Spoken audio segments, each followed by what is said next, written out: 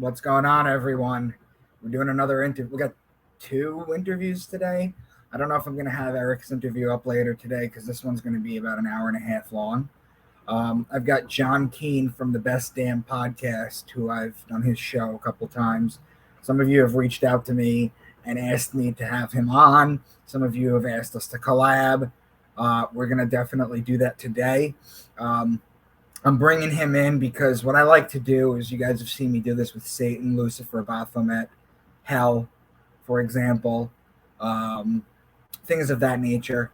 We like to demystify things because the public will tell you that things are evil, like Blavatsky and Crowley.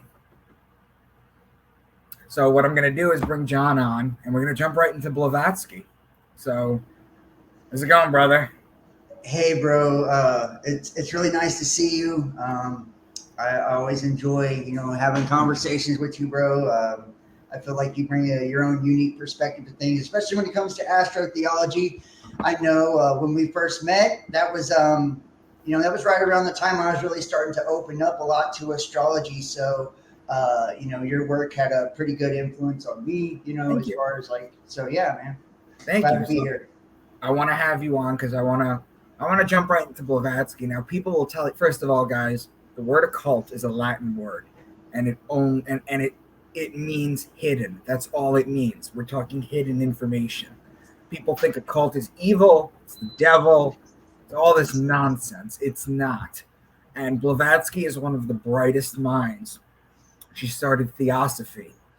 And I got John on, and he brought some notes, and we're just gonna talk and hopefully get to understand theosophy a little bit more, and then we'll move on. We'll take a minute break or something, and then we'll move on to Crowley and Helena and the Golden Dawn. So, John, where do we even start with Blavatsky? Do you want to give a little brief of who she was? Madame Blavatsky, first and foremost, was a member, I believe, of the Theosophical Society. She was one of the prominent leaders of her time in bringing theosophy to the forefront, which is like the mixing of occult sciences and philosophy. One of the things that she's most known for is her compilation of Eastern religions and Eastern schools of thought, in particular, putting it in one big giant book, this amalgamation of all of the occult knowledge that a lot of people in Western culture wouldn't know. They just dismissed as, especially because of the Christianity at that time. People weren't very open-minded, and she connected the religions around the world to the mysteries that we would see here in Freemasonry and things like that. And she put together a book called The Secret Doctrine, which basically is that. And I was saying this to you, that outside of Manly P. Hall's The Secret Teaching of All Ages, I think The Secret Doctrine probably falls in there as an occult Bible. It's that great of a work, especially when it comes to mystical, hidden occult knowledge, hermetic knowledge, which you're right. When we look at the word occult, it means to be hidden. It's hidden from plain sight. Mm-hmm. She talks a lot about, in The Secret Doctrine, the two perspectives, because we live in a dualistic world. So this is a duality, in essence, what we call the matrix, which matrix in Hebrew means womb, right? And then that gets into, which we'll get into Crowley and all that later, talking about the Amelantra working and the egg of consciousness and how that correlates to wounds. But anytime we look at things like The Secret Doctrine, it kind of breaks down to, and I don't know if you need to share. Yeah, can I screen share? Yes, yeah, you can share. I'll put it up. Okay, all right. Let's see. Share screen. Boom. This is something I pulled earlier here. There we go. We're having feedback. Having feedback, you said? We're good. Okay. This is actually from The Secret Doctrine. And this is called the coming force. And what she's talking about here is essentially the age that I feel like we're crossing into now. Micah, you're very familiar with astrology, and probably so the precession of the equinox, and how it's the shifting of ages, how we are shifting or have shifted into this Aquarian age, and that each age in zodiacal sign is representative of an energetic archetype, or elements and things like that. So as we passed the Piscean age, which was two fish, right, duality, about the water, the living waters, and the earth being made up of water, the heavens and the waters, it was prominent. We mastered steam power and all kinds of things during that age. Now we move into the age of things being done in the air, on the collective. This is about technology, societal structure being reshaped in the Aquarian age. So we see social structures that'll be more about the collective instead of like those on the very top of the pyramid. It's going to be about the base.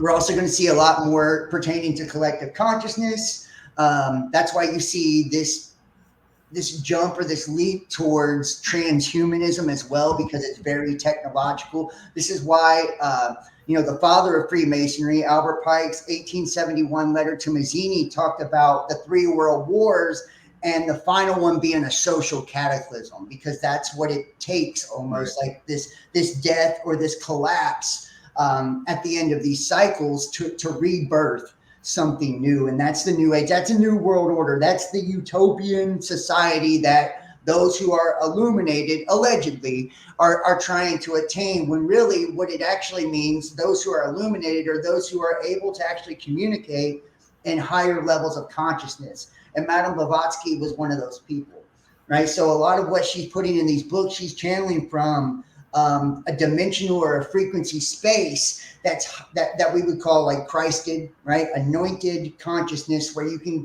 there's less traffic up there and you perceive things different, especially information. It's almost like you have a bird's eye view of it. So this is called the coming force. And this is talking about, energy and how things have become quantum and all this. I won't read a lot, just a very little. It says, shall we say that force is moving matter, or matter in motion, and a manifestation of energy, or the matter and force are the phenomenal differentiated aspects of the one primary undifferentiated cosmic substance. So she's saying like these are just different polarities of one energy, one unified whole consciousness or power that we call, and she's going to break it down, like when we see the name of God as electric, or archangels, electrical arcs, right? And the angles of the abstract system, or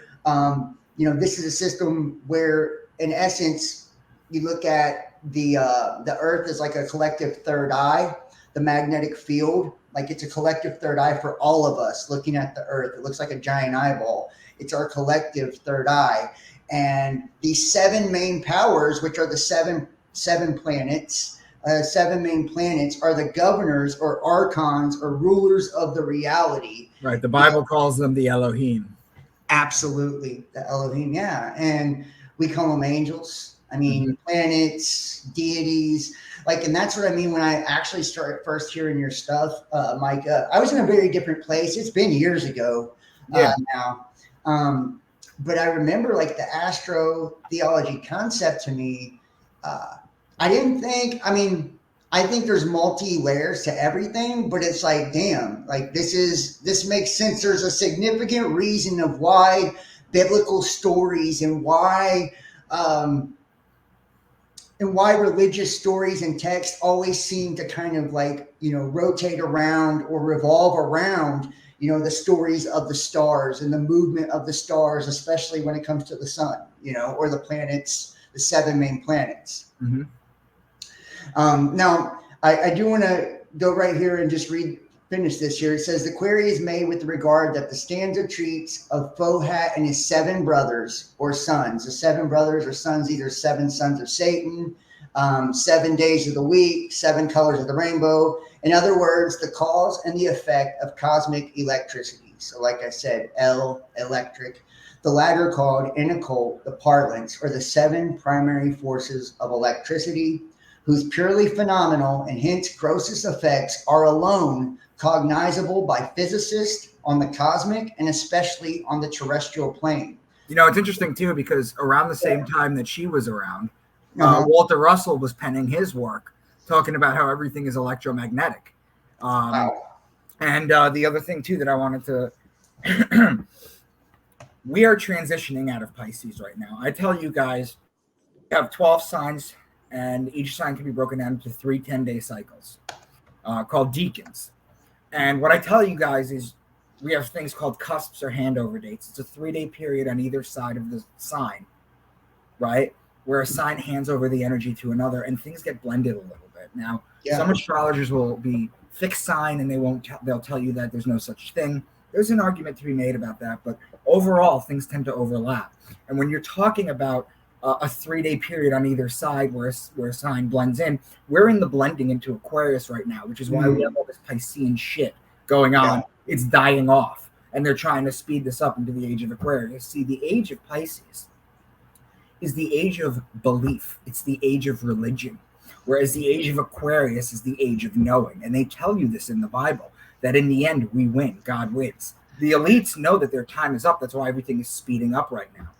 That's why they're doing this. They're trying to hold on to their power as long as they can, because it is what it is. When we're fully in Aquarius, it's going to be a consciousness shift. People are going to wake up. People are already starting to wake up. I think we're already shifting, Micah. Okay. No, continue. Continue. I was listening. But I just think we're already shifting. I think we're already. I don't know if we're fully in Aquarius, but I do know that we are at the very least within the cusp period of time. So you guys understand in a 30-day cycle for one sign, and then a 30-day cycle for the next sign. The last 3 and the first 3, that's the cusp, that's the blending. When you do the precession of the equinoxes, it's a precession, so there's a slippage. It goes backwards. So what you're going to realize is instead of the first sign being Aries and then Taurus and then Gemini and then Cancer, you're actually going backwards. So from Pisces? Yeah. So we were just in Pisces. Now we're going to Aquarius. Whereas if we were just doing the regular year, it would go from Pisces when it's done to Aries, which it doesn't. We're coming into Aquarius right now. So if we're in the slippage period right now, if we're in the 3 days on either side period right now, it's going to be a lot more elongated because each sign is 2,160 years. So you just have to do the conversion. It's simple math, guys. So we are definitely, this is a great time to be alive. We're definitely seeing a change. We're the agents of change. And you're absolutely right about transhumanism and everything. Absolutely. Yeah, no, and I would have to agree with you. I feel like energetically or intuitively, you can still feel the residue of Pisces still. I mean, it's still here too. Yeah, right. People are fighting for their religion still, and yes, they are. It's going to die, guys. It is going to die in the new age, and it's going to give way to something that is way better. You have to think it's going to be more about people believing in themselves. Yes, honestly. Yes, we're going to understand the Bible. We're going to understand it's magic is what it is. The things that you can do. The things that you can do if you understand your true self. Yeah. The ancient saying, probably the most famous ancient saying is know thyself. Get to know yourself, understand yourself, know what you're able to do. Everything that I talk to, I know that I have Christians that follow my channel in their brain. I don't know if they just get angry when they watch it because sometimes they comment, but their mind immediately shuts off when you start talking Blavatsky, Crowley, or any of that kind of stuff. Oh, it's from Satan, it's the devil. Well, is everything from the devil? You guys have to understand the amazing thing is that all these ancient works, yes, libraries have burned down. Yes, we've lost a lot of it, but we have so much. And the reason they don't want you to read in churches and in mosques and in temple, they want you to read outside of it, is because we can still read a ton of stuff, put it together, and come up with new things, which is what Blavatsky basically did. It's an amalgamation of everything, like you said. Yeah. Absolutely. And I think with things like The Secret Doctrine. You see here, I pulled up another one. These are based on the same principles. Another popular female in the occult, Alice Bailey. A lot of people, especially in conspiracy circles, are familiar with, and you see by Lucis Trust, it's all Luciferian. A lot of this is.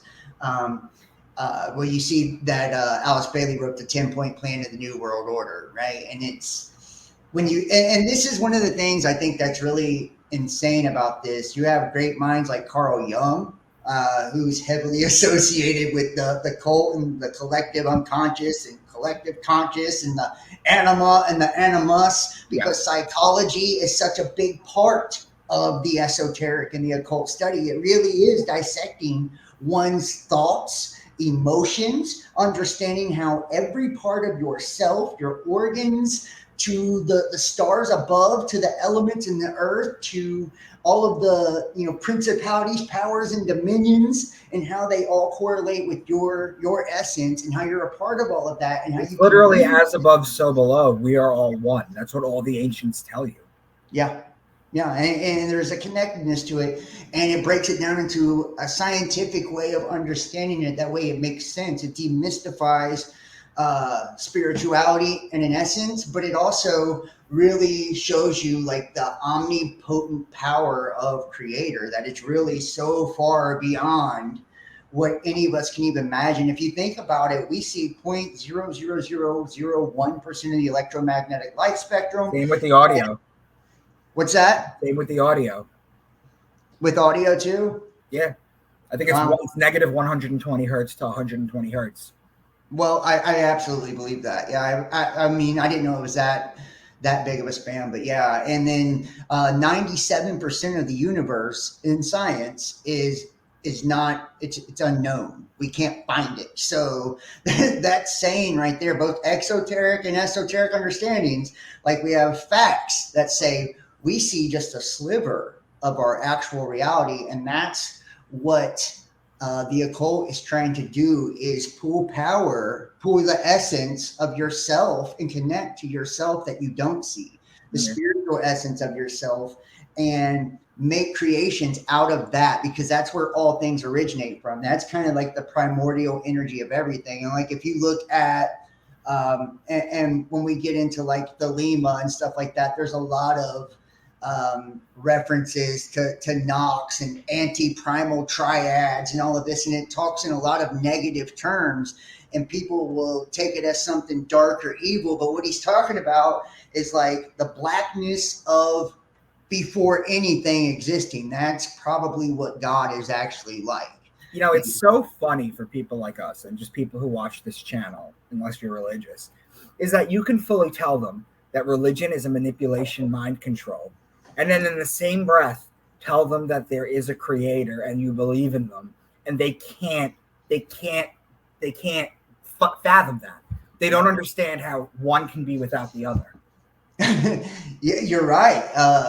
And that's because that's been like the paradoxical reality that they've been given, and they've just accepted as real. They conform along with this. It's like, what do you mean you don't have a religion? Then you don't have a God. If we can't put it into a box or define it or project it onto some logo or image, then and that's the one thing about, I feel like people, I don't want to speak for you, but I feel like a lot of people that are hip to or at least in tune with spirit, know that God don't go in a box at all. There's no name to encompass it. There's no form to encompass it. It's it's beyond masculine, feminine. It's everything. When you get into all of us. When you get into deep Judaism mysticism, I'm talking like beyond the Kabbalah.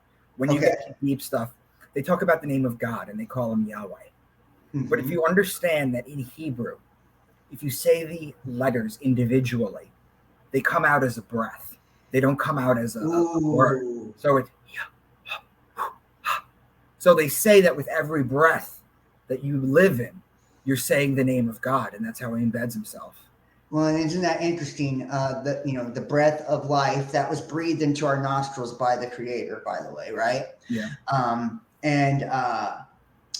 Looking at the breath too, that's the air and that's the age we're going into, is the age of the air. And then you think about the devil is referred to as a prince of the power of the air in the Bible as well. So, I mean, a lot of people believe that the devil is the creator of our world, if you will. And I feel like that's just kind of a lack of understanding of energy, of, negativity, that it is a darkness or the reflection that is our world. This is a reflection of, the spiritual consciousness, energy that is above is being projected down here. And I feel like it actually projects from the stars through the prism or lens that is our electromagnetic field. And those lights come down here and they vibrate light and sound. And that's what creates, us. That's what projects us. But it's our consciousness projecting. So we, in essence, would be the angels. If the angels, looking down, and you think about the story of Yada Bayoff and the Gnostic text, ruler of the reality, the hypostasis of the archons, it talks about how Sophia, the Holy Spirit, looked down, and that's what caused her to fall to the lion-headed serpent, which is a seraphim. It's like the stars focus downward, and if you look up from Earth, the stars are looking down on us. It's trying to tell you, like, how the light and sound, and that's why it's a demiurge, right, of everything that's trapping us. It's a distortion, it's a vibratory state that we call sound that holds all of our physical reality together, and everything emanates from light. So light is like the spirit, and then sound is the matter. It is the lower.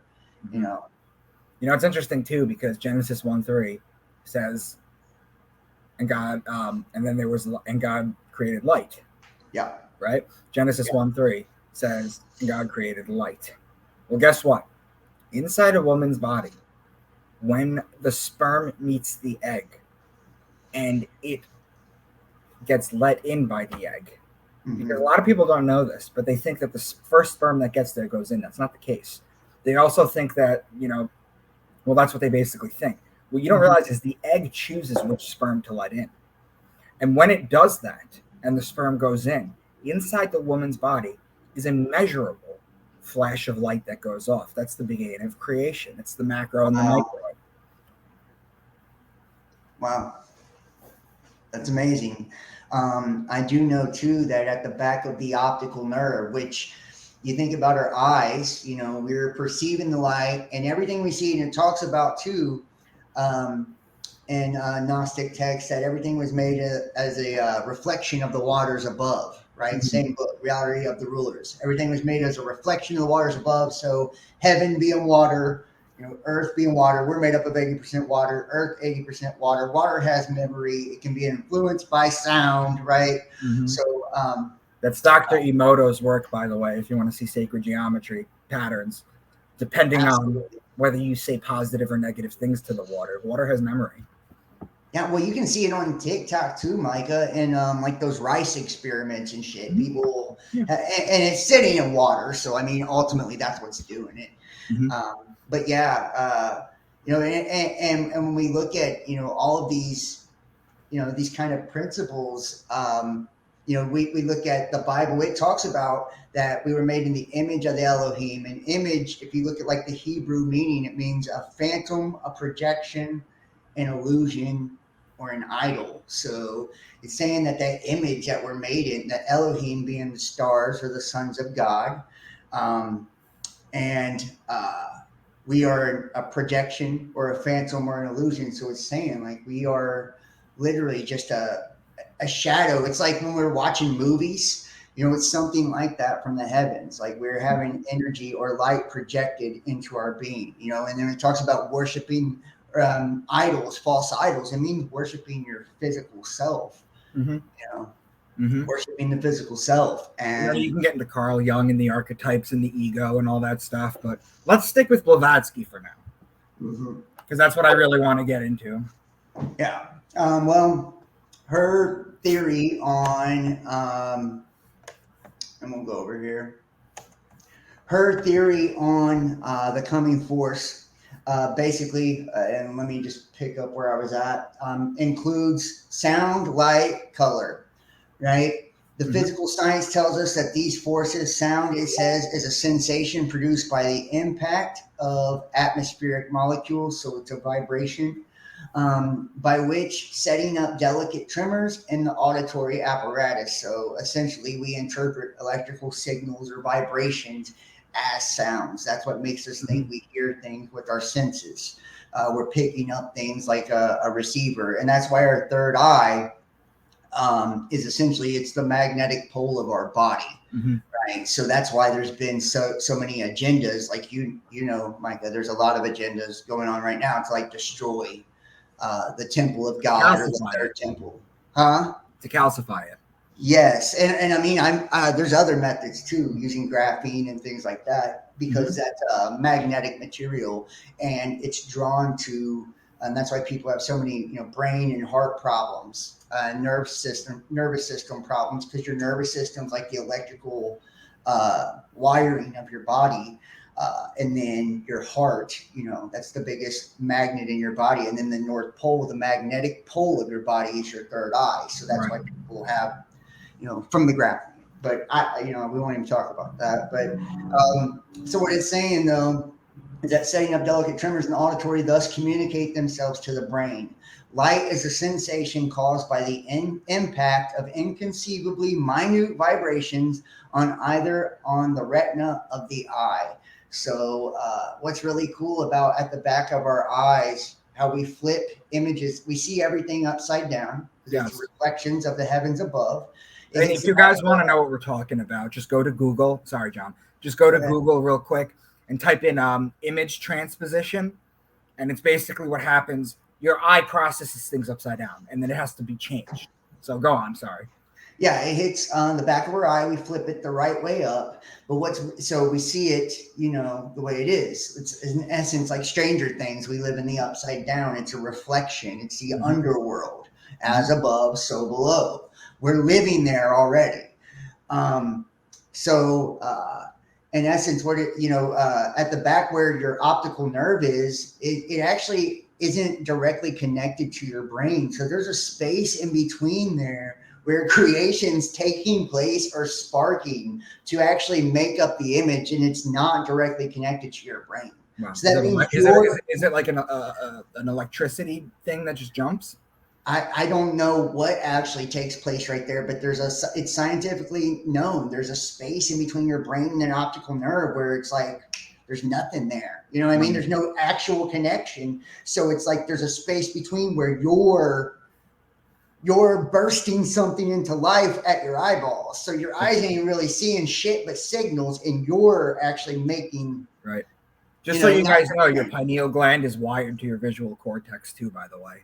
Makes total sense, Mike. That makes total sense. I didn't know that. But yeah, so I mean, like scientifically too, we know that we're creating our own reality. And I feel like, that's what the essence of the secret doctrine is to get you to understand alchemically, when we look at, alchemy, and there's lots of hermeticism and alchemy and all of that within this book as well. And Blavatsky has taught about for years. That's ultimately what, her primary study was hermeticism, and hermetics means like to be sealed. Right. Something hidden or sealed, just like a cult, really. Yes. But it's like the ancient Egyptian, and then the Greeks kind of brought it back. Well, why do you think the Vatican seals things as papal vaults in a vault? They seal it, put a spell on it, and then put it in the vault. Well, you know what's weird about that, Micah? Like, we're so connected consciously that when you seal something in the physical, you can technically like seal it in the ethereal too. Yeah. Oh, yeah. Like, so everything part of our physical reality is connected to our spiritual reality and vice versa. So a lot of times that's why, and it's called a circumambulation. Blavatsky touches on it. Jung touches on it. This process where through ritual, and that's why they're all big on ritual, especially and things like Golden Dawn, Rosicrucianism, all of them are talking about spiritual alchemy too. Right. So it's transferring, the physical body into the spiritual body. Right. That's what true alchemy is. It's not literally turning lead into gold. It's your lower self into your higher self. The problem with all these esoteric and occult sciences, John, that I find is that they're sealed in ritual and they're sealed in metaphors, and then people argue about it. Whereas what I try and do is say, this is what it actually is. Even when people write about it, they still keep it sealed. It's like it has to get exposed. All this stuff has to come out.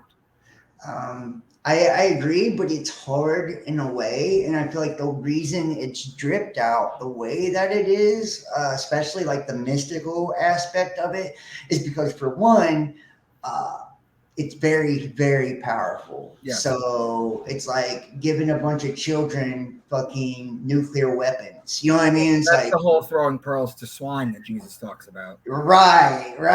That's why it's like, somebody who's, we're all on our own place and our own level. We're all in a race against ourselves, right? Trying to better ourselves. But you also recognize other souls that have put a lot of time and energy and effort. And like, it's like trial and error with the spiritual shit too. Like a lot of shit blows up in your face and stuff. And it's like lessons you learn to make you grow and get strong. You have to earn that knowledge. And a lot of people aren't willing to earn, earn wisdom, knowledge. You love when Jesus keeps saying, for those with eyes to see and ears to hear, and people have no idea what he's talking about. Yeah, exactly. And elevating yourself when you're in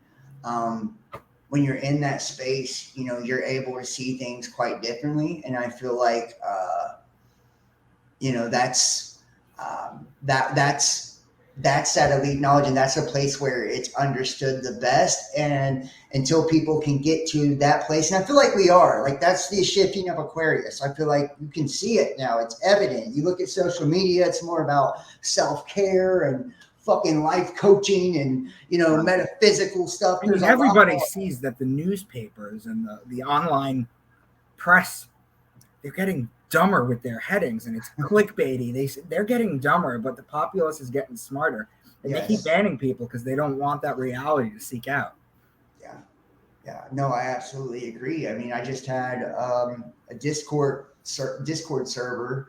I did my private shows and subscription shit on for years. I had over 1,000 people on it. They just deleted that because people were posting medical misinformation on there.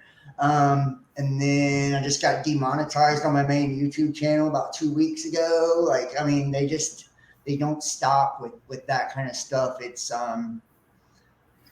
I feel like though, eventually things have to balance out. And, and I feel like we're at that point where a lot more is about to be exposed. That's what I feel like in this Aquarian energy, that's what it's going to be. And a lot of people correlate the, Pluto and Capricorn and all of that alignment to kind of being like the official start of the Aquarian age. So sometime basically like we're touching our toes into it now is what a lot of astrologists believe. So, we'll see.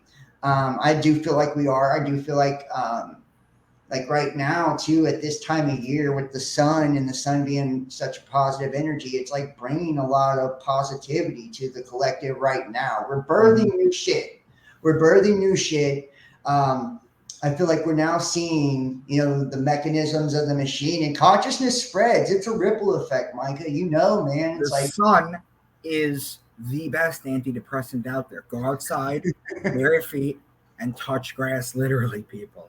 The sun is the best. In fact, sunglasses are a psyop. Now, I wear them from time to time if it's really needed. But for the most part, it desensitizes you to the sun. It was done that way for a reason. And they try and make it trendy and fashionable and expensive. And so that people want them. I never wear sunglasses. Try and not wear sunglasses, people. Go outside, get 20 minutes of the sun every day. Try and do that. And if you can't do that, then light a candle and stare at it for 20 minutes. It's not as potent, but it'll help decalcify your third eye. It'll drop you into theta rhythms for your brain waves.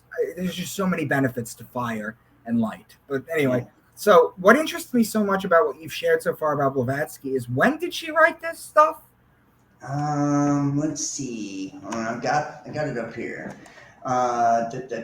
Let's pull up the wiki. There it is, right there. She died in 1891. So wow, 130 years ago. 1875, 1877, she published Isis Unveiled. Right. 1880, I'm trying to see when she wrote The Secret Doctrine. Published 1885, she returned. Yep. Here she published The Secret Doctrine. 140 years ago, guys. Listen to what she's saying 140 years ago. 1885, and you know what, Micah? I swear to you, there's a real weird fucking connection, and I'm pretty sure astrologically it bears out too, to the late 1800s and about 1900s to about the 30s. You know, that time period, very similar shit was taking place. Like, certain astrological passings like the Northern Taurid asteroids and just weird shit like that. The Spanish influenza, everybody wearing masks, and the fucking pandemic, and World War I, and the red wave of fucking Russia. And back then it was Yeah, now that I think about it, there are a lot of patterns. But you also had Blavatsky, the Crowley. Bolshevik Revolution, and it was Operation Trust instead of Trust the Plan of Trump. Like, it was so many fucking weird. You also had Blavatsky, stories. Crowley. You also had Einstein. You ever see that picture that they took at, I forget what symposium they were, but it was like out of the 25 people there, 23 of them won Nobel Prizes. Niels Bohr was there. Heisenberg was there. You've got Tesla. You're right. There was, at the end of the 1800s, there was an explosion. Yeah, it's a conscious explosion. And think about the Industrial Revolution that followed. You know, it's like they brought us into the modern age with their thinking. You know, well, the problem I have with the Industrial Revolution is it put all this. It took away our. Go to see the Northern Lights. Go see Aurora Borealis. Mm-hmm. And you'll see how clear the sky is. You could see everything. Yeah. The Industrial Revolution ruined that. It put pollution in with that. And we can't see the sky. Yeah. I agree. Yeah. I mean, chemtrails, Starlink, fucking, yeah, there's a lot of stuff from that. For sure. But that's because they're creating an artificial grid within the earth, you know, like that's what it is. A World Wide Web is to trap the web of consciousness. Mm-hmm. Everything in technology mimics actual creation in the way that it works. So it's like, that's why when you look at technology, it makes it so easy to understand the metaphysical side of things. Notice like language in computers, it's Python, right? Serpent. You know what I mean? It's like the Vatican, their main hall is a snake. Yeah, right. Yeah. So I mean, and that serpent, to me, it's the forbidden knowledge, right? It was wisdom before it became evil. The Bible really screwed two things up. It made snakes evil, and it made women the cause of the downfall of man. Honestly, the early Jews that wrote the Bible, if you take it literally, because you're not supposed to take the Bible literally, I go into great detail every day of my life, every breath, explaining that you're not supposed to take it literally. But if you do, women took an apple from a snake, and technically they never even said it was an apple. In fact, a lot of theologists will sit there and say it was a fig, because you got to look at pomegranate. I've heard it's a pomegranate. Pomegranate, yeah. You can go back to I can't remember her name that went into the underworld for 6 months. Persephone. Persephone. Persephone. 6 months. Okay, so she had a pomegranate and she ate 6 seeds. Which she was sound, by the way. Her name was Phone. Her Persephone. Oh wow. Yeah. Okay. Yeah. She ate 6 seeds, so she had to spend 6 months in the underworld, which is your winter. It's all the same story, guys. I'm trying to break this down. But so, John, continue with Blavatsky. I know we keep going off track, dude. I could talk to you for 17 hours and not. It's incredible. I know. Well, it's like, here's the thing. When we look at Blavatsky, and I'm just going to keep it real, it's like what she represents. It's like the body of knowledge she represents. Mm-hmm. She's one of the great figureheads of the occult, esoteric, theosophy, Hermeticism, spiritualist of our time. Right. And her books were incredibly influential. It wasn't just Isis Unveiled is another incredibly influential book, and it was super fucking radical at the time when it came out. That's one of the things that makes it really crazy about her. And notice they were like Bolsheviks too. like the Bolshevik Revolution. See, Helena Petrovna. A lot of these were like Russian Jewish people. Yeah.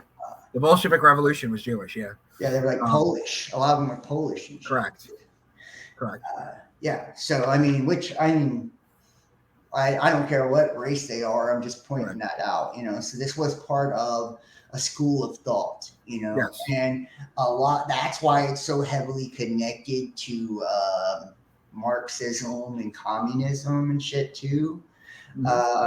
It's the redistribution of wealth and like giving it to the worker and all of that, and creating a one world system or one world body, which naturally only and a lot of these ideas derive out of theosophical societies, and there's a million other societies too, that we haven't even mentioned, that that were very prominent in shaping history. So it's like knowing that someone like this too had enough foresight to be able to be humble enough and do this without internet research too.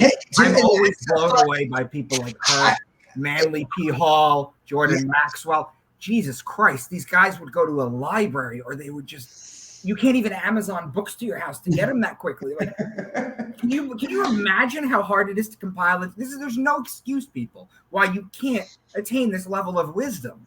There's none. The only thing that the elites can do is to flood it with disinformation. But if you know where to look and you use discernment, you'll be fine. I'm also noticing here too, May 8th, the day she died. That's known as White Lotus Day to Theosophists. That's the day that she died. I actually referenced that in one of my books, but I can't remember which one and what it was for. But so what are some tenements of theosophy? I feel like theosophy is essentially and built around objectively looking at the world from a mystical point of view, right? It's where the world of religion and philosophy collide. It's in essence, like when we look at that, it's the sacred sciences, being able to take the spiritual or metaphysical world apart and look at all the moving pieces and understand how it works and how we can work it in our life. It's understanding ourselves as being part of the divine as well. That when you look at it too, and this is really what's crazy about it, is so many different belief systems are inside of it that we have a word for it now. It's called syncretism. Everything fits together. Yeah. It's a lot of, and I feel like you probably know this too, Michah, that whenever you start to go down one rabbit hole, a lot of times it leads you into another. It's endless. And one thing I think Blavatsky did really well by like telling you the 7 suns and all of that is like shows how that really works in real time. Like taking 7 main planets, the 7 most prominent planets or stars in our sky, the 7 days a week they represent, the 7 colors of the rainbow they represent, and those colors 7 chakras, it goes on. 7 chakras, 7 metals, 7 minerals, deities, all of that. And it's showing you like how multi-layered reality is and how everything exists in every layer of reality too. So we exist simultaneously at every frequency, in every dimension, all at the same time, past, present, and future. It's up to us on where we want to direct our focus to, So, and I feel like a lot of modern day shit come out of this too. Like the whole secret movement. You ever seen The Secret or heard of The Secret? The book, The Secret, right? Yeah. Yeah. That's manifesting. That's manifesting your dreams and wealth, basically, right? Yeah, in essence, it's the law of attraction. Yeah, the law of attraction, correct. Yeah, the law of attraction. A lot of that stuff came out of. The word abracadabra, people. When people abracadabra is Aleister Crowley, though. So, I know, because we're going to transition into that. But abracadabra literally means I will speak into existence. The thing they don't want you guys to know, the important thing that I really want you to take away, is that they don't want you to know how powerful your emotions are, and they don't want you to know just how you can create your own reality. This is why the elites are doing what they're doing in the way that they're doing it, because they want you to fight with each other and create their reality. Just stop doing that and focus on within and the ones that you love and try and better yourself and the things around you. Yeah, absolutely. Absolutely. And I feel like that's why it's important for us to really control what we allow in. What it's like, if you eat terrible food, you get fat. So what you're ingesting spiritually, mentally, emotionally, like that's what's going to come out. That's making up the substance of who you are. So it's like important for us not to continue to let to consume all the brainwashing shit if we want to break free from this stuff. And it's like you think that they play murder and all that shit on television 24 hours a day, 7 days a week because they want to raise your vibe. Yeah, absolutely. Yeah, listen, guys, if you're going to watch TV, don't ever fall asleep with it on, ever, because your mind is still processing things. Yes. Don't ever fall asleep with the TV on, ever. I mean, your mind's probably processing in more of a freer, more powerful space, actually, when you're asleep, because you're in the astral world. You don't have the restrictions of the physical when you're in that dream state. That's where they say in the dream state, and there's things like hypnagogic dream state induction, like inducing you into the hypnagogic dream state. That's a lot of ways that a lot of occultists have went about astral projection. But in essence, it's like putting your mind or brain in the sleep state and being able to like perceive the sleep state while you're still awake. There's something called the hypnagogic jerk. I don't know if you know what it is, but basically, you guys ever start to fall asleep and then you're falling asleep and then you'll just be like, oh, or something. You know what I mean? Like your body, your mind thinks because your breathing is being depressed and you're falling to sleep that it's dying. So it sends a message to your body to wake you up. That's why you randomly sometimes do that. It's called a hypnagogic jerk. That's crazy. That's crazy. I never heard of that, though.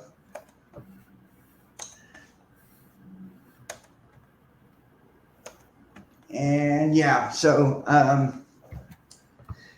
this is, in essence, man, and she describes Theosophy as a synthesis of science, religion, and philosophy, proclaiming that it was the reviving of an ancient wisdom which underlay all the world's religions.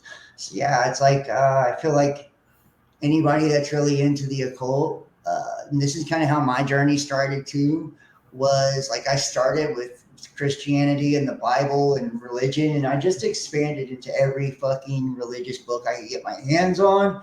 So I relate a lot to a person like Madame Blavatsky, because I feel like that's what she is, or a Manly P. Hall. It's someone that just gobbles up every bit of spiritual information they can get, and they put it all together to see what's the commonalities of it and, the big picture that it paints, and it's like, quantum physicists say that aside from the fact they're having problem with the forces and they can't make gravity work with everything else. It doesn't fit with it, and there's a reason for it. But I'm not going to get into that right now. But what I wanted to share with you guys is quantum physicists say that the sequence that can explain the universe creation and everything is going to be one sentence long. And that's what they're looking for. It's a syncretism. It's a very simple answer because everything fits together. The reason everything is so chaotic right now is because we're still trying to fit it together. But this is a puzzle that you end up putting together. This is what it is. This is creation. Yeah.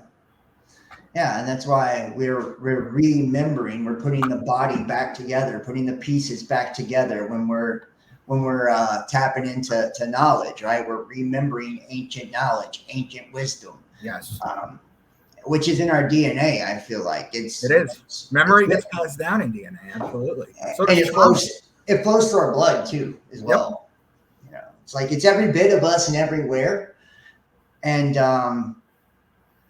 you know, a lot of people believe that people like her had they were elect, or people that had great masters. um some of them were dark ass witches that mess with this stuff too. Not all of them were great people. um But we always say that, don't we, John? You can't sure, demonize an entire group of people because of certain individuals' actions. There are evil absolutely. Jews in the world. There are Christians in the world. There are evil Yeah, Masons in the world. That doesn't make yes, everybody evil. That doesn't i make agree i people. agree I agree. But I'm just saying, some of these people got their knowledge by not so um Right. not so, like, it wouldn't, the ways that they got it, most people, I don't know if they would go to that extreme to get it. Mhm. And there, and that's each person's different. And I mean, like you get different levels and You different guys want an essences. example of an evil way to get some knowledge and stuff? You could look at sacrifice. A sacrifice. Yeah. Yeah, I know. And that's what I mean. And like some of them, there's a, right now I can say this, like when we shift, when we have these major energetic shifts, we birth spiritual children within ourselves. It's like, it's hard to explain, but like, it's like the spiritual self. Like, so as we shift and ascend more, when we're birthing like the forever essence of us, we're in a major time right now. Like seriously, Mhm. it's really key and critical. And what they're tricking a lot of people into doing is like sacrificing that part of themselves to the system, to the Mhm. machine, giving that energy over for something that's not. But you know how, like, and I'm talking to my listeners too, how we found gnosis through self motivation, reading a lot, using our minds, and things of that nature. Yeah, Not everyone has that. So I it's up to people like us to bring it to people. I agree. No, I absolutely agree. I think that certain people are put in positions for for certain reasons, and it's like each person brings their own. Micah Dank brings something very unique to Micah Dank, and John Keane brings something very unique to John Keane. And it's like each piece is like a working piece of the puzzle, and we all need it, and um, I feel like by speaking it into existence, we bring power to it. And Mhm. by others hearing it and receiving it, and then them interpreting it for themselves and then speaking their truth, it's like we're amplifying something. We There are. is a ripple effect. And that's I always, why, mhm. go ahead. Go I ahead. always tell people there's a reason that when you're in school and you're learning how to write, it's called spelling because it's a spell. Writing is it's a spell. Yeah. Yeah. Well, that's we're still in a Babylonian system, and that's like our Akashic record is that spiritual record that we can all tap into. It's got it's infinite knowledge in essence is what it is, and when you can get into that frequency, you can pull from that. You know, you can pull from that knowledge, and that's where people like Tesla and all types of great minds throughout history say they have gotten their knowledge from is from like divine inspiration. Mhm. It's Mhm. from an altered state.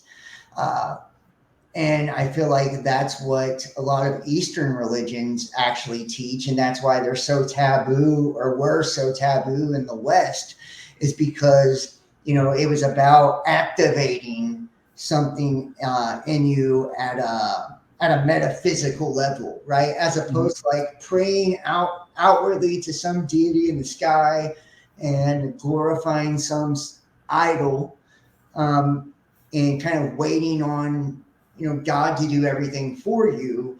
It more taught you about the inward side and showing you different practices you could do to to initiate or ignite something within you to get your third eye to open, to trigger open. Mm-hmm. So I feel like there's different, and if you look at like Blavatsky, who takes all of those ideas and puts them together, that's like telling you like a process. It's like if you look at all the religions, all the spiritual schools of thought, put it all together, you know, you've got a complete manual from start to finish on how to start incredible spiritual process, to give you gifts upon gifts upon gifts upon gifts, and to give you such a deep understanding about how the fabric of reality works, both exoteric and esoterically, and to be able to weave it all together, you know, in a big picture that's going to benefit you, to allow you to kind of control, you know, the flow of your own life. I feel like,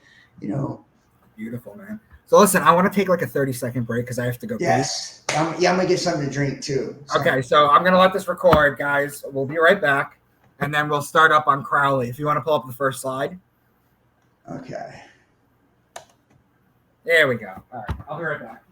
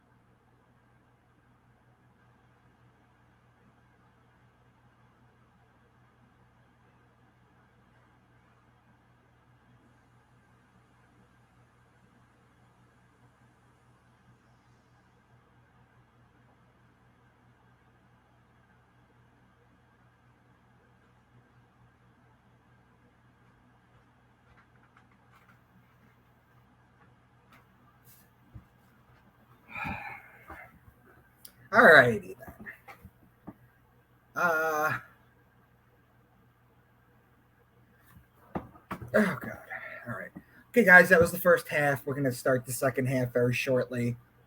I see the computer moving around. John's not on camera with the mic yet. There's that endless loop. And I think we're back. Sweet. So that was a good intro. John, do me a favor one more time. Tell everyone the two books that you referenced for Blavatsky if they want to pick it up and understand. You didn't hear me, did you? Yeah. What did you say now, bro? Before we get into Crowley, just reference the two works from Blavatsky real quick so people can pick them up. I believe the two we talked about was Isis Unveiled, mm-hmm. and The Secret Doctrine by Helena Blavatsky. Sometimes she'll be referred to also as Madame Blavatsky, but Helena Blavatsky, H.P. Blavatsky. Beautiful. Okay. All right. So let's get into Crowley. Nice. So a lot of people have misconceptions about Crowley. A lot of people think that he is pure evil. In fact, at the time he was alive, the press dubbed him the most wicked man or the wickedest man on the planet. Mm-hmm. He spent a lot of time in Paris, and rumors have it that he is Barbara Bush's father. So I've heard that. That's on the conspiracy side, guys. If you want to look up Crowley and Barbara Bush, they're eerily similar, the looks. In fact, Barbara Bush's mother was a socialite who went to Paris at the turn of the 20th century, and met Crowley. So it's possible. In the same way that Trudeau could be Castro's son, because they look very much alike. But a lot of people think Crowley is just evil, but I want to bring some light to some of the wisdom that Crowley brought. And notice once again that time frame, right? And this is the time too, I believe, also, which we'll get into this because this goes into the Lima after Crowley.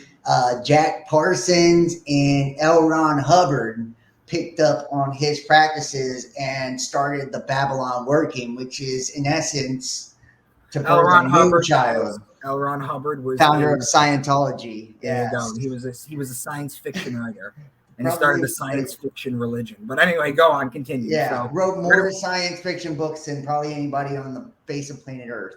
Yeah. Anyway, so Aleister Crowley, born Edward Alexander Crowley. I'm just going to read this little paragraph here. Also known as Frater Perturabo, and you'll notice in all of his books, and I'll show you a couple of them. We'll look at a couple of his prominent ones. Frater Perturabo is his pen name. It's his like magic name. Whenever you are, not every magician does this, but a lot do. They'll create an alias or a brand. A logo. He's a magician, right? Yes. Yeah. Are you gonna explain the difference between magic with a C and magic with a K? Sure. Yeah. I feel like I've been talking a lot of magic with a K since we started this, but yeah, that's magic with a C is like parlor tricks and bullshit.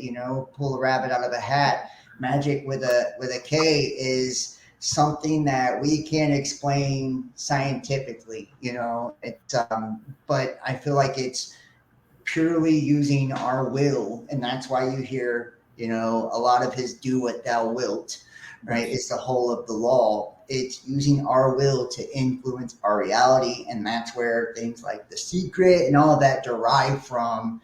Even Blavatsky, all of this has come from one main vein. The occult covers it all, right? And it's the funny thing about do what thou wilt is the Christians will take that and make him the most evil man in the world and say, no, you are not to do what thou wilt. You are to follow Christ and do what he wilt, in the sense. That's basically what it is. This is to follow your own calling, follow your own purpose. Christianity and Thelema are diametrically opposed if you think about it. It's do what thou will or thy will be done. Yeah, exactly. That's perfect. That's even better than what I said. Yeah. Well, that's how it's, both religion, do what thou will and then thy will be done. Those are the two mottos of each religion. So they're diametrically opposed. And that's why he said he was the B666. He actually, I think it's going to say this. I don't know. It might. But his father, I know a lot more about him than I do Blavatsky, but I know some about Blavatsky too. His father was like a preacher or something like that. He was actually brought into MI6 in Great Britain and then the CIA in the United States. He had a lot of people believe he's fucking Winston Churchill. There's a lot of shit. He went to the Great Pyramids, and that's where, it belonged to the Golden Dawn. The OTO, the Ordo Templi Orientis. He's most prominent, secret societies on the face of the earth and high ranking as fuck. Everywhere he went, he became, the grand master there. And that's why, it's his workings and stuff that literally created the Babylon Working. It was people carrying on his work. Jack Parsons, JPL Laboratories, Jack Parsons, or Jet Propulsion's Laboratory, the military industrial complex. They're getting their shit from him, right? Because and I don't know if you've ever Jake Parsons, right? He's related to Jack. I've done shows with him. Great dude, great genes. It's like they certain groups have really benefited off of knowing how it all works. So we'll read this really fast here. Because it gives a lot of the stuff that I want to say. But Frater Perturabo, that's the pen name, and the Great Beast, right? So his negative side that he's pushing all his energy to. The logo, like my brand, is Best Damn Podcast. right? You create books and things like that. Those are logos. They're sigils. They're symbols. I think Frater means brother in Latin. I'm pretty sure. It probably does. It's probably got its own Latin meaning to the word. It's probably a father or brother. You know. Yeah, Yeah. it's either father or brother. I can't quite. Yeah. Oh no, pater is father. So Frater is brother. That's why it's called a fraternity. Yeah, absolutely. Yes, yeah, absolutely. And that's why, police and all that are fraternal orders as well. They're brotherhoods too. And they wear 6-pointed, 5-pointed stars on their badge. The Great Beast was influential English occultist, ceremonial magician, poet, painter, novelist, mountaineer. This dude even fucking created plays, bro, that were completely immersive, where he did spells and had drums and fucking incense burning, where people would come to these plays and get fully immersed in ritual. He was out there, and he was addicted to heroin. I know that as well. In his role, the founder of the Thalemite faith, he came to see himself as the prophet who was entrusted with informing humanity that it was entering the new aeon of Horus. In the early 20th century, a time when old ethical religious systems would be replaced by new ones focused upon the principle of individual liberty. Born into a wealthy upper-class family, as a young man, he became an influential member of the esoteric Hermetic Order of the Golden Dawn after befriending the order's leader, Samuel Liddell McGregor Mathers. And that's a fucking prominent name, the Mathers family, Cotton Mathers and all that, like Salem, right? This goes way back, guys. I'm telling you, witches and warlocks in America. Add a little bit of context, guys. The time frame that Aleister Crowley lived in, heroin was created by Bayer, and it was over the counter as a pain medicine. So it's not like he was going drug dealing. He probably just went into a pharmacy and picked up heroin. They didn't know. Well, maybe they started figuring out its addictive properties, but it's not like heroin like we think today. Yeah, but he was, it's wild, man. It really is a different world. Subsequently believing that he was contacted by the Holy Guardian Angel, an entity known as Iwas, while staying in Egypt in 1904. He received a text known as the Book of the Law from what he believed was a divine source, and around which he would come to develop his new religion of Thelema. He would go on by new ones focused upon the principle of individual liberty. Crowley was also bisexual, recreational drug experimenter, and social critic.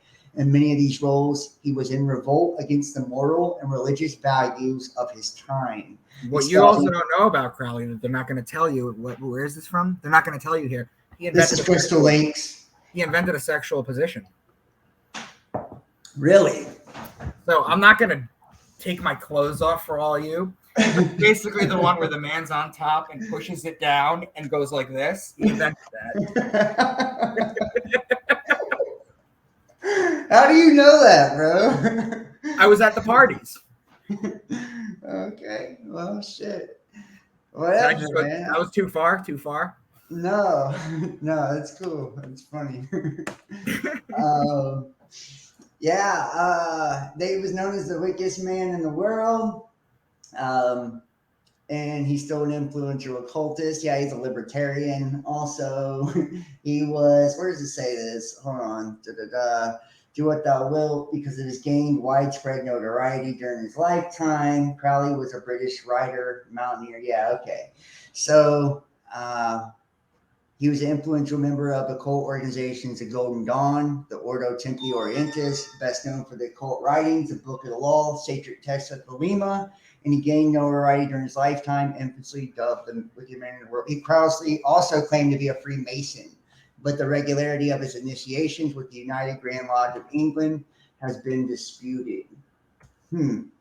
So, yeah, this dude was in every fucking secret society there was. This motherfucker was a Freemason. He belonged to the Golden Dawn, the OTO. And I used to have a writing. I don't know if I still have it in my computer, but it's called Chapter 23 OTO, and it's the initiation into the Minerval degree. And that's like the owl worship. Where's it at? Moloch, or how they do it at the Bohemian Grove. Yes, well, Bohemia is like a German thing, and so is Bavaria, and that's where like Illuminatus and all of that shit originated, Mhm. right? Is in a lot of those schools of thoughts, and then that's San Francisco, that's the gay capital too, right? The Mhm. redwood forest and all that shit, Bohemian Grove, Minerva, and then see Minerva, the Roman goddess of wisdom, strategic warfare, the sponsor of art, trade, and strategy. Romans equated her with the Greek goddess Athena, and you see a lot of Athena shit and Crowley shit too. Throughout the Romans, though, did not stress her relation to battle and warfare as the Greeks did. Following the Greek myths around Athena, she was born of Metis, who had been swallowed by Jupiter and burst from her father's head. Fully armed and clad in armor, Jupiter forcibly impregnated the Titaness Metis, which resulted in her attempting to change shape or shapeshift to escape him. Jupiter then recalled the prophecy that his own child would overthrow him as he had Saturn, and in turn, Saturn had Salus. So Saturn is Satan, right? Jupiter is Always. Jesus. Saturn has always been Satan. Yeah, Jupiter's Jesus, right? He bore his stripes. It's striped planet, or it's Thor, or it's Zeus, or whatever, right? Well, And what is Jesus or Jesus? It's Hail Zeus, Yeah, and it's also, if you think, it's he's us, right? Jesus, yep, he's us. right? Isu, it is you, right?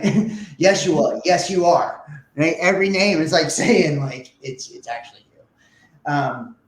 But yeah, Jupiter always plays like the good guy in all of the stories, right? Whether it's Zor, Thor, Zeus, Jesus, it doesn't matter.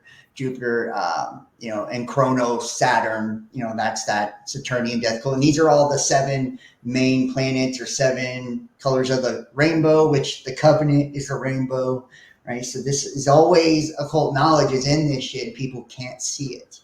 Yeah. They can't see it's right out in plain sight. It's like, but if you don't know it, and it's like the greatest spell book on earth is the Holy Bible. Hmm. Like, and there are people that fucking practice hoodoo and voodoo that use the Holy Bible. Literally, I've known some, like wild ass shit. People you don't want to screw with, like that can do some crazy stuff through the Bible because it's, and a Freemasonic Bible is pretty much the same thing as a regular Bible, by the way, Hmm. So, um, fearing that their child would be made and would grow stronger than he was and rule the heavens in his place, Jupiter swallowed Metis whole after tricking her into turning herself into a fly.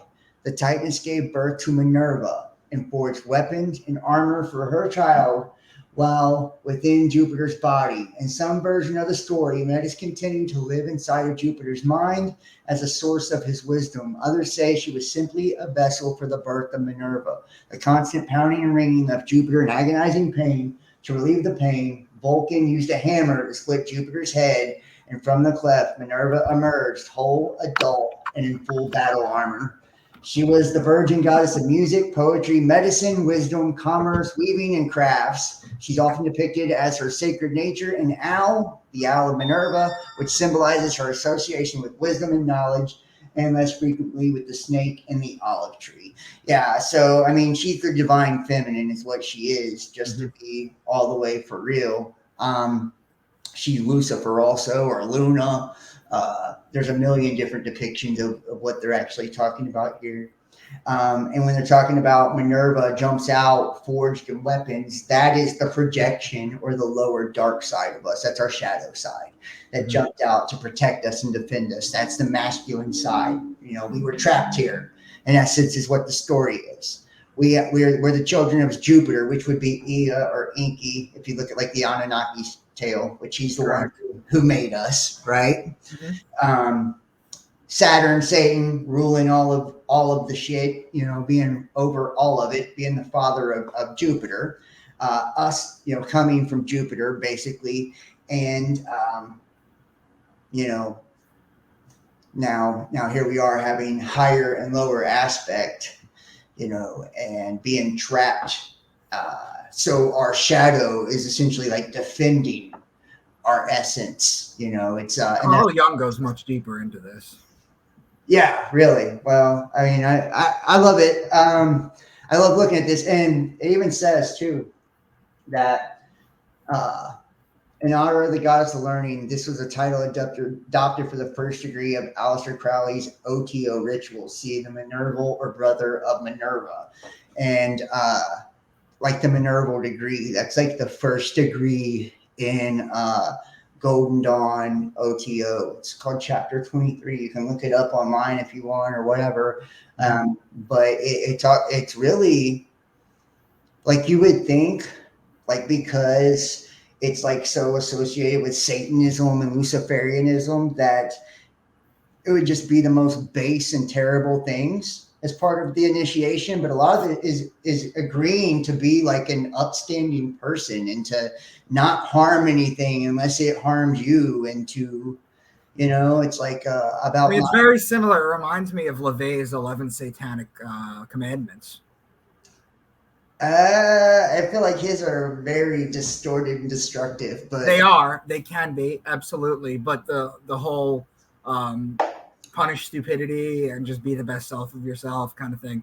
My problem with Satanists is not that they don't believe in God. That's one thing. But my problem with Satanists mostly is that there are 11 commandments that they live by. They think that they're doing good things. But what they really are is literally worshiping the self, which is what you're not supposed to do.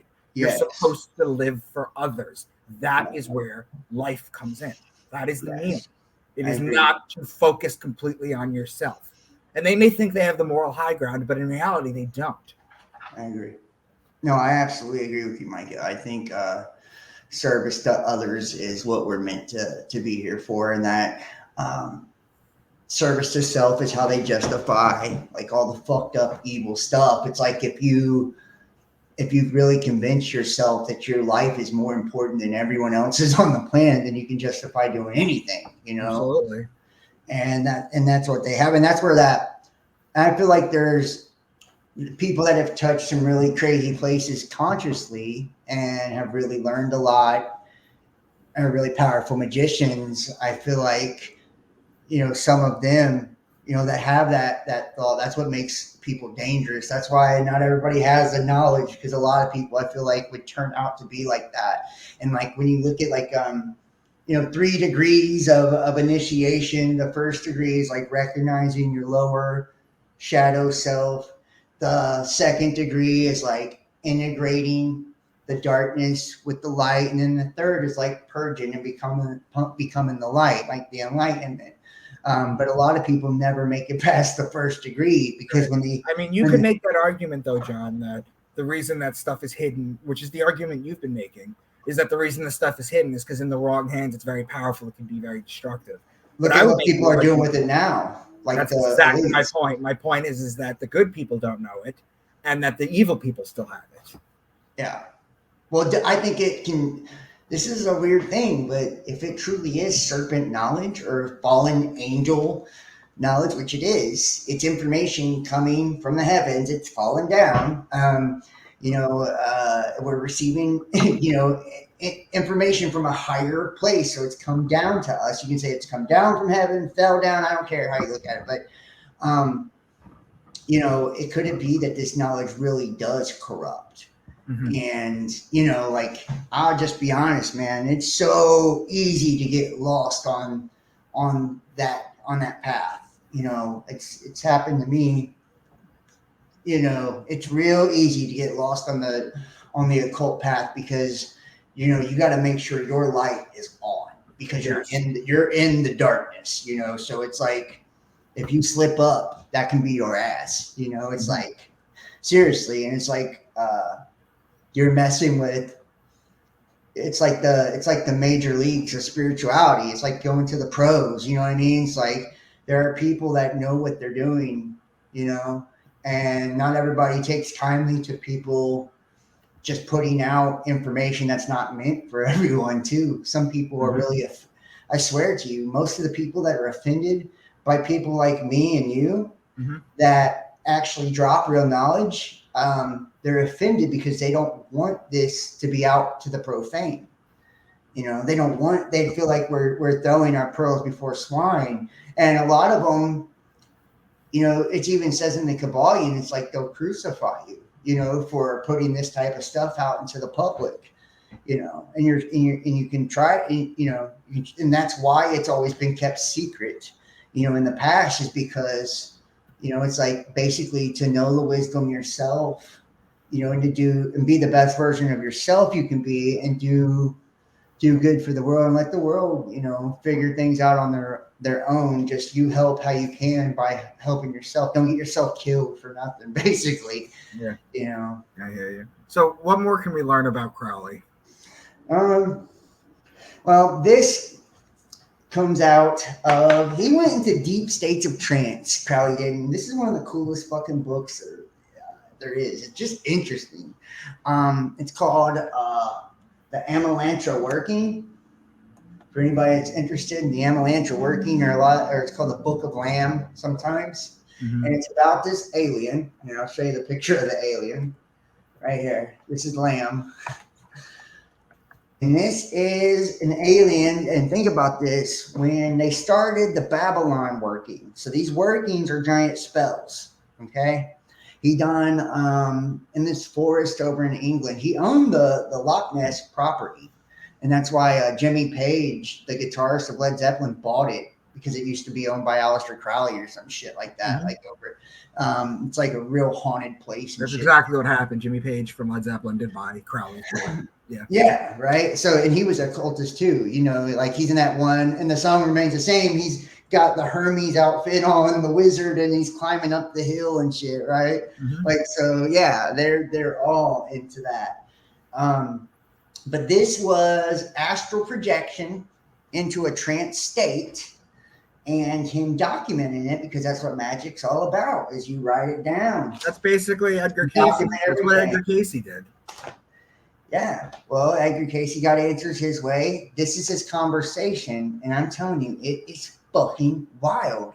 And he discovers this concept about the egg of consciousness. And I'm telling you, many people after this have hit this too. I'm going to read just a little piece and let you hear what it says. Okay, 3 a.m. I asked the wizard for a message.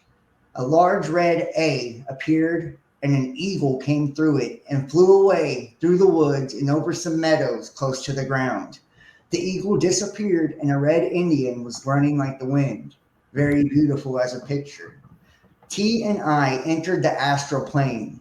I draped into a diaphanous viral yellow-green, he in a brilliant red with gold braid. In one hand he had a scepter and a ring on the other. We went through the ceiling and up about 900 feet in the air and looked up and saw an eye in the clouds. We went to the place of the eye and saw a platform-like building. There were many doors with signs of various sorts on them, such as the swastika, etc., etc. We went to a distant door at the end of the corridor on which there was no sign. A dwarf stood to the right and a girl to the left of the door. I asked the dwarf where the door led to.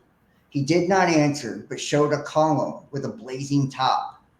I asked the woman, and she said, heaven. Interpreted, it meant where we wanted to go. I opened the door easily and saw a corridor in darkness. We passed through and saw light outside at the end of the door. A sheep was just inside the door.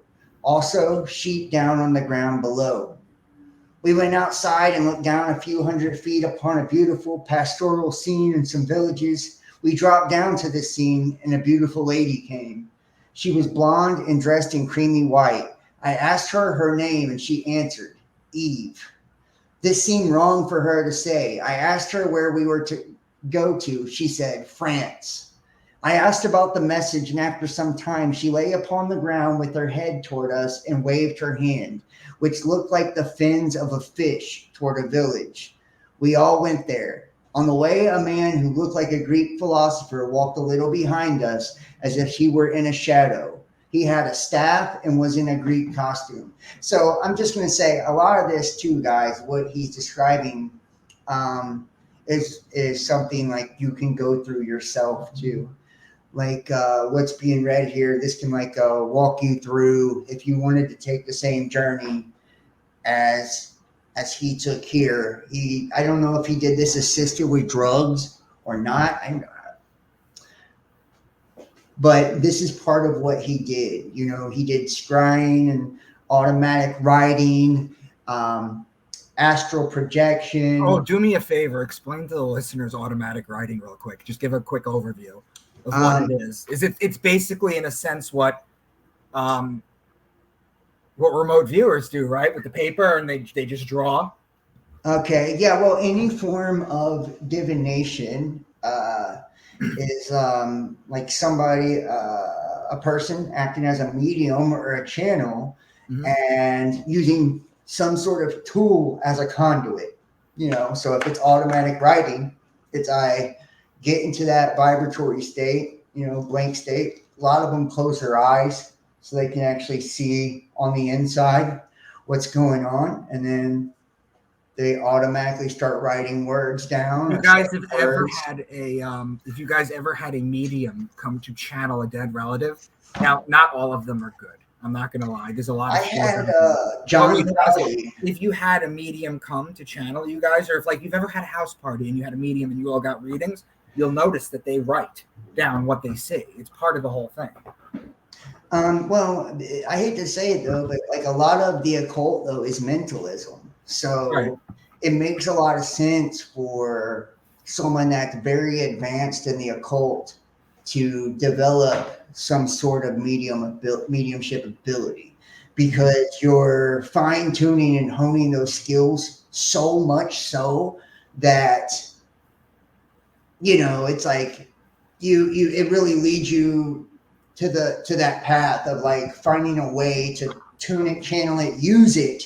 That way you can actually apply it. Like me with tarot cards. That's one of the things tarot cards and astrology. But tarot is my main thing. I do tarot and I love astrology. It's been a way for me to use my skills into the physical. I feel like it's got to have an outlet somewhere. It's like when you really and mentalism too.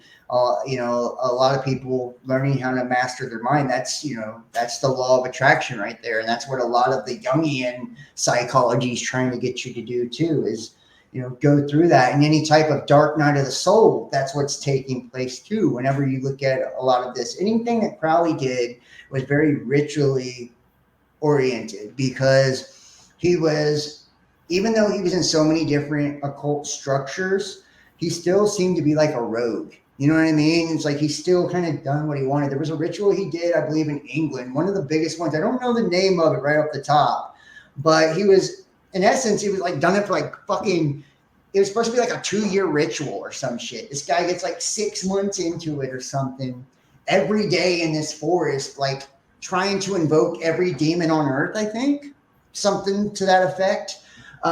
Which if you like hear the story of like Solomon, who was the wisest man to ever live, he built his temple with demons, right? It's saying he used his inner demons to build, the third temple to bring enlightenment. And like Moses with the burning bush, like he found enlightenment and he used his own very own demons to get himself there.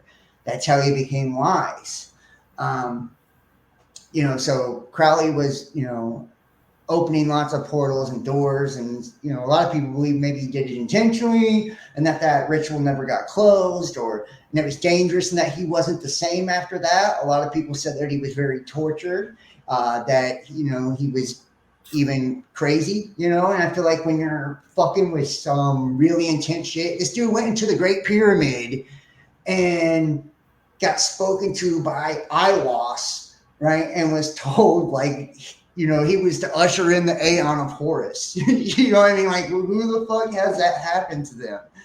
So this guy he was a unique cat, to say the least, right? Like, he was doing some wild shit. If you can't see here by this book, this giant fucking alien, and he's going in and talking to like, 6-winged cherubim and all this shit during, uh, this journey, that he takes. And like I said, he created some of the most intricate rituals on the face of the earth. I mean, they were actual plays that you could go to, and they would have ritual drums and smells and herbs and fucking teas and everything, like totally immersive to get you in an altered state of consciousness. And he was trying to like revolutionize this kind of shit, and it was just so far ahead of its time, people weren't ready.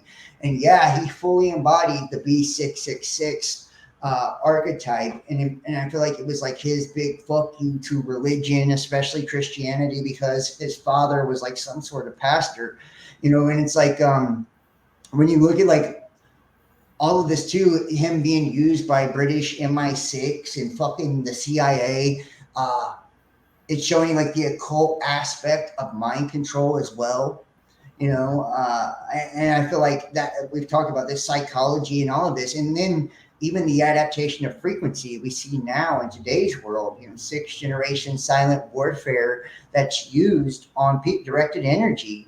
Like you ever heard of people called targeted individuals? They get absolutely attacked, flat out, in occult form by governments and military industrial complexes. So a lot of what this guy was doing, and like using different techniques of sensory deprivation, inducing trauma, ecstasy, like just all different types of forms to like fragment consciousness. I mean, they were exploring some deep shit. And I feel like even everything from like Timothy Leary and all of that comes from, this guy's studies. This guy set the stage for all of the modern day mind control that we have now, I believe. It's like, huh? No, it's incredible. I would absolutely say that that's pretty close to accurate. Yeah, I would agree. How would you define Thelema though, if you had to give it like a dictionary definition? To me, it is do what thou wilt. So it's like satanic. To me, it's Satanism. Thelema is Satanism, but it's a form of like satanic Kabbalah.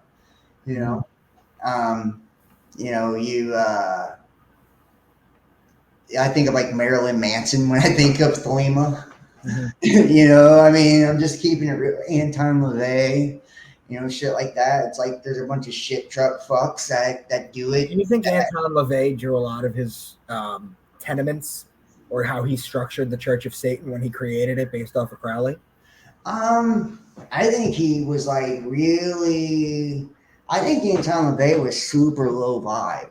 I'm just keeping it real. I don't think he was smart. I don't think he was groundbreaking. I think he was a total fucking tool from the CIA or government or whatever. I don't feel like nothing. He just inverted what the Bible said, and there was no real thought or depth or spirit to what he said. And it's like, and it perverted a lot of real occult shit. It was like a dumbed down fucking shit chuck version of like the occult, and I hated the Satanic Bible. And I've read it a few times. I just think it's a terrible book. It's terribly written.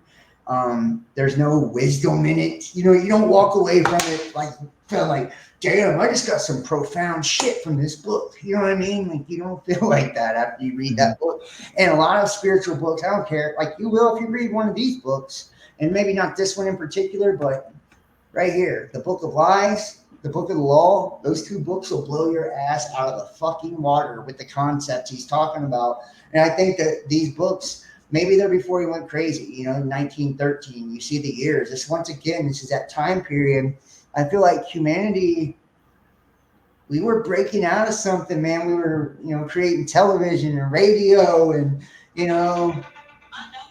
the Industrial Revolution, we were like doing big things, and maybe this is why the government decided to take things in control, because of how we were breaking out, man. All of a sudden you see like the UFO agenda and all that start coming around, about a decade or so later, and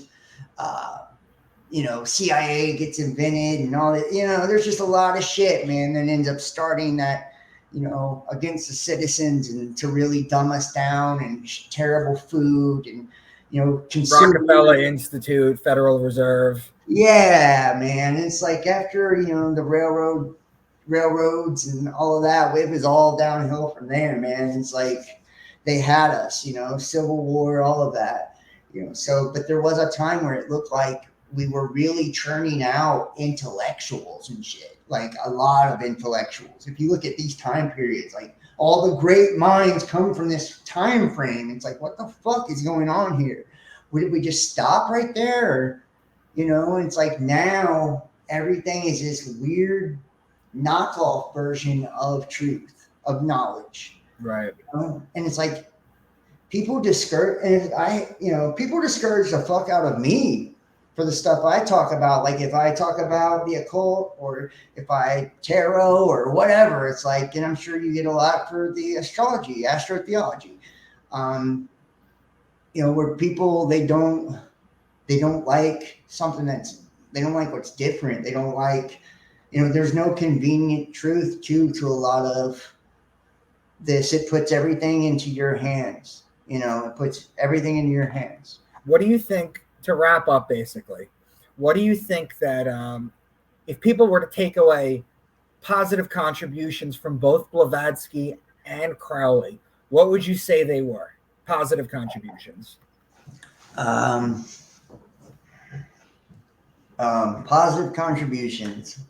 I would say for Blavatsky, the positive contribution was the impressive feat of gathering up all of those different religious materials, all of those different schools of thought, all those different belief systems. There was, esoteric mysteries and all of it, and putting it together in one big body of work and making it cohesive and understandable and, really, really expanding our knowledge on the spiritual world and metaphysics. So she was, huge.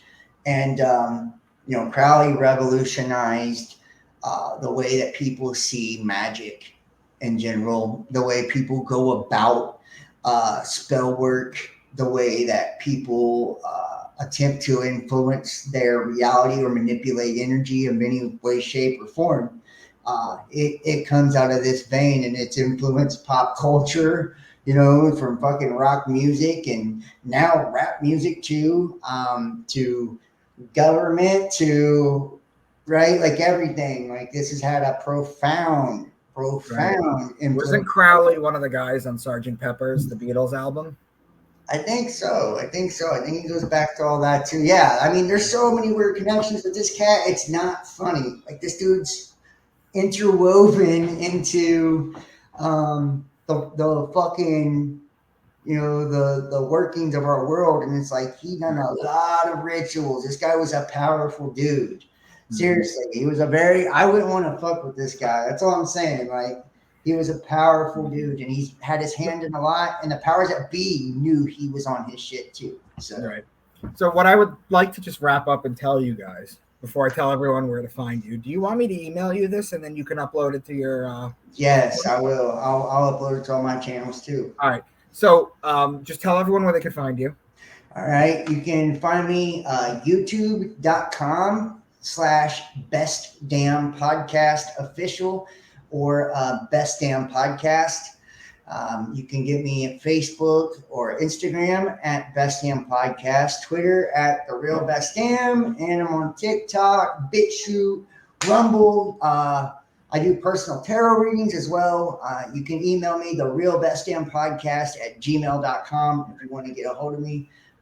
Yeah, man, and thank you so much, my guy. Dude, I really appreciate you having me on, bro. I always love, hanging out with you, dude. So. This was amazing. And what I'd like to just close off and tell you guys is I know there's going to be some religious people that watch this. And if you don't want to find their work or you want to stay clear of them, that's fine. But what's not acceptable is when you guys dismiss things without understanding it first. You really should grab as much information as you can and then see what makes sense to you. That's just what I want to say. So, John, man, thank you. This is going to download. I'm going to email it to you, and then I'm going to put it up right away. I'll send you a link. Nice, brother. Thank you so much, man. Thanks, man. Take care. All right, bro.